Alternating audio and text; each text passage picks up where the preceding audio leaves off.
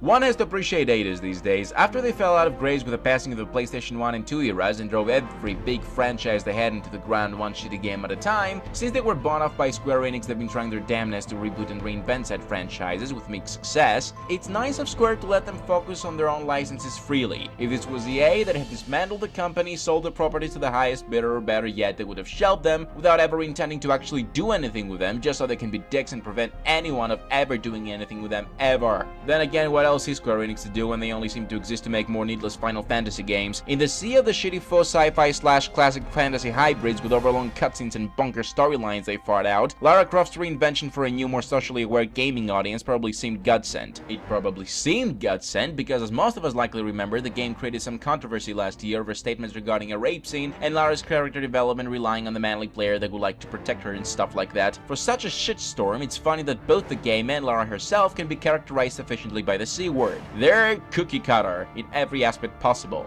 Alright, first things first, the problem with the Tomb Raider games is that their one somewhat unique gameplay style has been ripped off time and again to varying degrees by far too many games. That was until Uncharted came along, stole everything Tomb Raider owned, from basic setting and gameplay formula down to the obnoxious main character, spit on his face, and then made a career on a platform that wasn't that original when Tomb Raider did it either. Nowadays, EIDOS is pretending that only the Crystal Dynamics games, a reinvention of the franchise themselves, exist. Older gamers remember 1 through 3 just for the retro value. Apparently nobody wanting to bring up that, say, Angel of Darkness is the ugly mugshot all washed up superstars end up with one day. And thus another reinvention had to be made, ironically the franchise now following in the footsteps of its own imitators. So Lara jumps and climbs and rappels and shoots bad guys in droves, and I have to say it all worked quite well for the most part. The platforming is precise and varied enough without overcomplicating the controls thanks to the contextual actions that are now standard for games. I don't remember much from the Uncharted series, what with it being about as substantial as a hot dog on the 4th of July and all, but I do remember the endless times Nathan Drake would leap headfirst on an unclimbable wall by mistake, and then follow the stunt with a bone-crushing fall to the abyss. The developers here made their best to ensure the player always knows what is and isn't climbable, reducing accidental falls to a bare minimum, and even then most of those falls were down to lower levels of the same stage instead of instant death pits. The other thing I remember from Uncharted is that the action segments involved Nathan staying behind cover while the entire population of a foreign country rushing to kill him. Lara, being all for the gritty realism in this one, has to deal with mostly reasonable groups of enemies, most of them patrolling in units of 3 or 4, save for the scripted action sequences. The game even strongly encourages a stealth approach for the larger groups, and while the sneaking mechanics are somewhat basic, they've also been refined as well as can be hoped and rarely cause frustration. That's where the bow that Lara holds in every promotional picture for the game comes in handy. It's balls when enemies start rushing, but sneak behind cover and shove an arrow into a bad guy's head and you're gold. Lara carries 4 basic weapons, and that's where my problems with the game design really begin. Tomb Raider comes with its very own completely unneeded RPG-style upgrade system.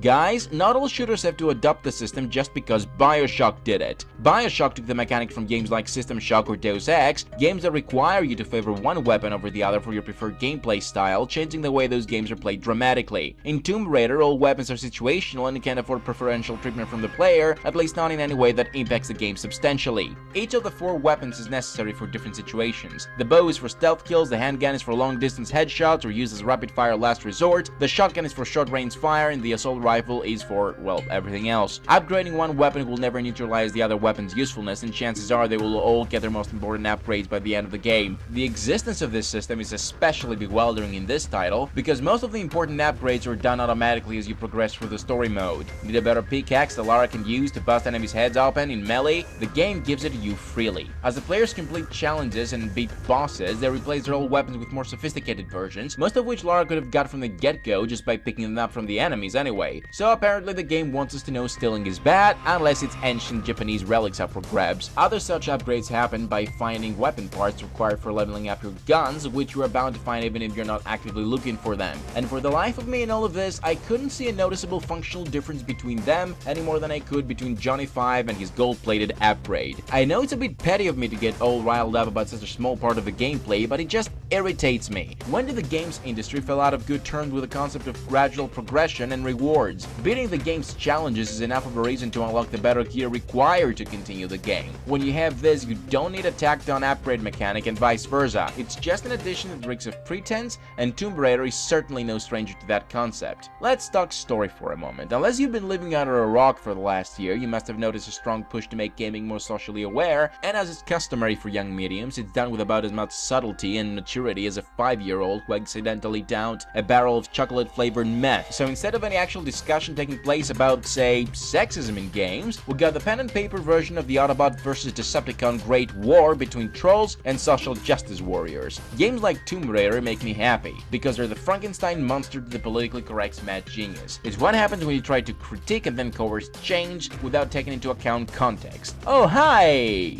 You? So this young and inexperienced Lara is on her first major expedition for the lost Japanese civilization of the Yamatai when a mysterious storm causes her ship to crash. She's stranded on an island with her crew of racially diverse character stereotypes: the sidekick, the father figure, the crazy uncle, the wise dude, the nerd, the sassy black chick who is also single mom because that's considered a positive thing nowadays for some reason, and of course the obnoxious asshole that may or may not be a traitor. As Lara fights for her life in the mysterious island, friends die, she learns how to be resilient and deal with the worst of mankind, while at the same time foregoing her rationality in favor of understanding the most mysterious and mystical powers, events, and civilizations. Yes, the actual story is pretty standard affair, and honestly, it works for what it is. It's not exactly stimulating, and it's in bad need of some more ethnic, particularly Japanese colors and leanings, because what's the point of an Indiana Jones story if that story could have just as easily taken place in Indy's terribly unattended backyard? But it does have its supernatural historical stuff, and while the plot doesn't offer any twists and turns that genuinely pay off, it strings the characters along nicely, even if said characters have the depth of a waffle stuck under the wheels of an M1 tank. Speaking of which, the characters is where this experiment completely and utterly fails, and particularly in Lara's case. The idea was that to make Lara a better character, she'd have to be pulled down to earth and become as vulnerable as possible. That's a stupid sexist idea in and on itself, but the game goes ahead with it anyway, and that's the first thing the player is asked to do the moment they gain control of Lara, is set her on fire. I am so not making this shit up. This is followed by Lara getting impaled by a spike, her swimming through a river full of dead bodies, and then sliding down rocks while hunted by a dude that screams he wants to help her, but she kills him anyway because I guess she's on her period or something. Many issues with all of these, but two major ones. One is that the opening of the game is developers jerking off to how much they can do while limiting the players controlling the game environment. Something that I now nominate as the ultimate sin of gaming in this current generation. The other issue is that we simply don't know Lara at this point. We know nothing about her. We know she's a pretty girl that crashed her ship and she's about to have an adventure, but we don't know what her personality is, her sense of humor, whether she's a good or a bad person, or anything of her backstory. Nothing. The writer just assumes you already know Lara from the other games, an idea reinforced when in the ending cutscene Lara mentions she resented her dead father for the first cocking time in the entire game. Kind of an important detail to reveal when the story ends, don't you think? So why would we care about all the beating outside of the fact that she's a woman? That's not just sexist, it's downright bad writing in every sense of the word.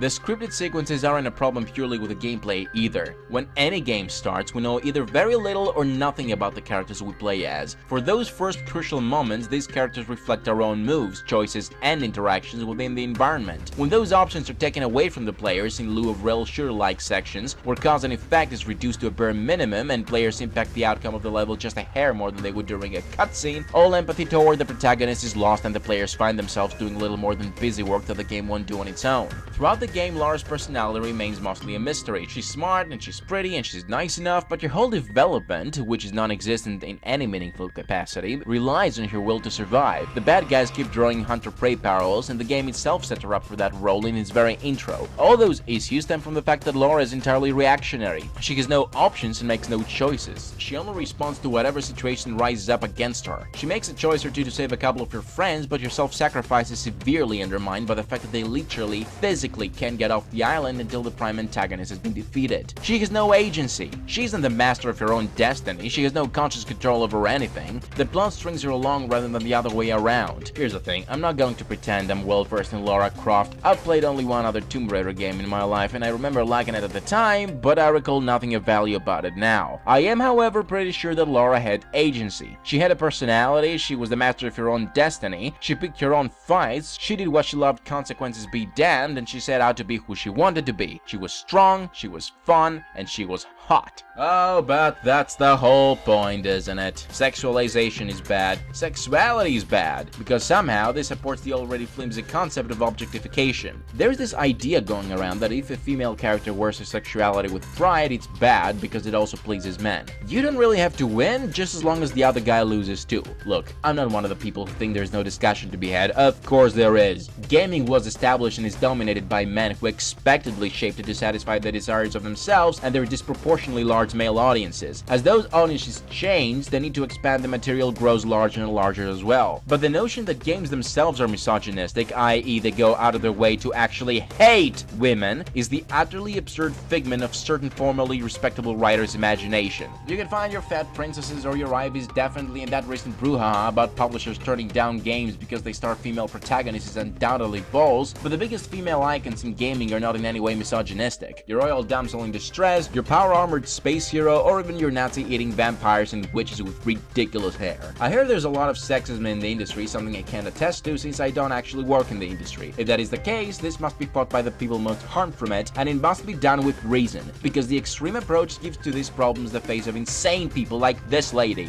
The representation of women in video games is lacking, certainly, but it's not designed to repel, let alone hate an entire gender. It's oftentimes marred by female characters being exclusively stereotypes, and that's why most of all there is a major need for power fantasies designed for women across all mediums. The problem here is that power fantasies wear their traits both physical and intellectual with pride. One such trait is sexuality. People are sexual beings, and for each and every one of us of either gender, feeling sexy and putting that on display makes us all warm and fuzzy inside. There is another ridiculous notion that a sexual female character is something female gamers find off-putting, and I am positive this is untrue. It's the lack of an alternative that's off-putting, not the mere existence of sexualized or over-sexualized female characters. Being in control of your sexuality is a sign of undeniable power. Wasn't there an entire feminist movement about this? The old Lara wasn't particularly deep. She was mostly an action figure, but her biggest sin was that she was well-liked by male gamers just like Rain and Bayonetta. So everything about her had to suddenly be thrown out of the window, even if we know for a fact that once upon a time all these characters served as much-needed ass-kicking power fantasies for the few dedicated female gamers that existed. And that's not to say that a strong female or male character needs to be sexual, but that's exactly why this new Tomb Raider is the ugly child of such out-of-proportion reactionary attitudes. It's not just her sexuality that has been toned down, it's also her agency. She's slightly harder to masturbate to, but she's also much harder to look up to or be impressed by. And the irony is that even though her boobs got smaller, she's still extraordinarily pretty. So what the fuck exactly was the problem? The shorts somehow over-sexualized her? She lost her signature look, she lost her agency, she lost control of her destiny, her strength is a byproduct of the plot, and it never defines her as a character. But hey, at least the boobs are smaller. Fun fact here, did you know that Lara's original boobs came about as an accident thanks to the designer's inaccurate mouse that drew the breast line higher than originally intended? Anyway, Tomb Raider isn't a bad game by any means, but it's a failure where it counts. For a more socially aware reinvention of one of the biggest female icons in gaming, it's a major step back. It's what happens when you dispel context in favor of the rhetoric. It set out to make Lara a better character, and in doing so it took away everything that made her strong and memorable. Now she's an unremarkable weak character in a sea of unremarkable weak games. I can't see how this is progress in any conceivable way.